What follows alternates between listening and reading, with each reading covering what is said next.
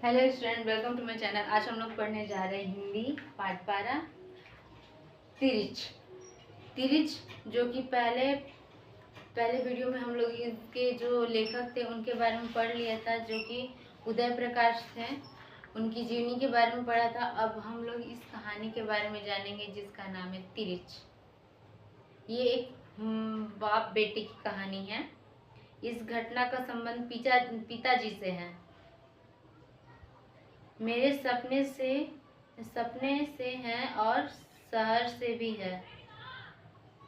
जो एक लड़का ये जो लिखा है वो कहता है कि यह मेरे सपने से भी है और शहर से भी है। जो मैंने लिखा है, शहर के प्रति जो एक जन्मजाता भय होता है उससे भी है। जो शहर में अत्यधिक ज़्यादा उसको डर लगता था उससे भी जुड़ा यह लिखे गए हैं। पिताजी तब 55 साल के हुए थे। दुबला शरीर, बाल बिल्कुल मक्के की बुए जैसे सफ़ेद, सिर पर जैसे रुई रखी हो। यानी जो इसके पिताजी थे, जब इन्होंने पत्र लिखा था तब इनके पिताजी 55 साल के थे और दुबले शरीर यानी बहुत ही पतले थे। और उनके जो बाल थे वो बहुत ही कम थे, जैसे सब झड़ से गए थे। और कुछ बाल बचे थे जो मक्के के बाल के बुए की तरह उनको दिखती थी। वे सोचते ज़्यादा थे और बोलते बहुत कम थे। जो उनके पिताजी थे वो बहुत ज़्यादा सोचते रहते थे और बोल बचा बहुत ही कम बोलते थे। जब बोलते थे तो हमें राहत मिलती थी, जैसे देर से रुकी हुई सांस निकल रही हो।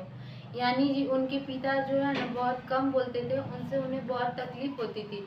और जब वो बोलते थे तो उन्हें बहुत ही अच्छा महसूस होता था और उन्हें लगता था कि उनकी जो सांस रुकी हुई थी वो चलने लगी। साथ साथ हमें डर भी लगता था। हम बच्चों के लिए वे एक बहुत बड़ा रहस्य थे। हमें पता था कि संसार की सारी भाषाएं वे बोल सकते थे। उनके जो पिताजी थे वो संसार की सारी भाषाएं बोल सकते थे। उन्हें लगता था दुनिया उनको जानती है और हमारी तरह ही उनसे डरती हुई उनका सम्मान करती है। जो कि ये जो उनके बेटे थे वे अपने पिताजी से बहुत डरते थे और दूसरे लोगों को भी यही सोचते थे कि जैसे हम डरते हैं वैसे ही सारी दुनिया उनसे डरती हुई होगी। हमें उनकी संतान होने पर गर्व था। कभी कभी ऐसा लगता था सालों में एकाध बार ही होता होगा। वे शाम को हमें अपने साथ टहलाने कहीं बाहर ले जाते थे। यानी उनके जो पिताजी थे वे रोज टहलने उन्हें नहीं ले जाते थे, लेकिन साल में एक बार उन्हें लगता था कि हाँ टहलाने ले जाते हैं। चलने से वे पहले वे मुंह में तंबाकू भर लेते थे। तंबाकू के कारण वे कुछ बोल नहीं पाते थे, वे चुप रहते थे।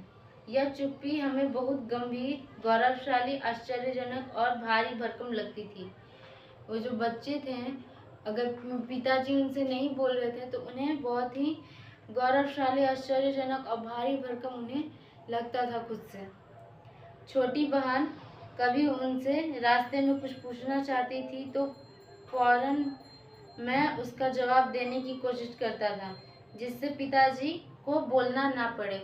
जो उनकी जो लेखक की जो छोटी बहन थी, अगर वो पिताजी से कुछ पूछना चाहती थी तो जो लेखक थे वो जल्दी से बोल देते थे ताकि उनके पिताजी को बोलना ना पड़े।